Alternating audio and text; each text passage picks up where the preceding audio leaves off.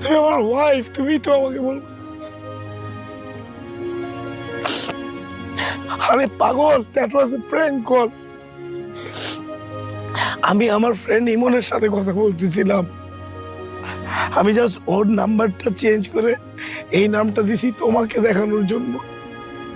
That was also a prank call. তুমি কি ভাবো? Still I love you lot, I own you. আমাদের divorce হয় নাই, আমি তোমার পিছে পাগলের মতো এখনো ঘুরি আইভি। তোমার তোমার এই ডিভোর্সটা আমি চাই না। তুমি কি ভাবো যে আমি তোমাকে রেখা অন্য একটা মেয়ের সাথে এই টাইপের কথাবার্তা বলবো? তাকে নিয়ে আমি নেপাল ঘুরতে যাব? এটা পসিবল? বাবা, একটা জিনিস বুঝতে হবে।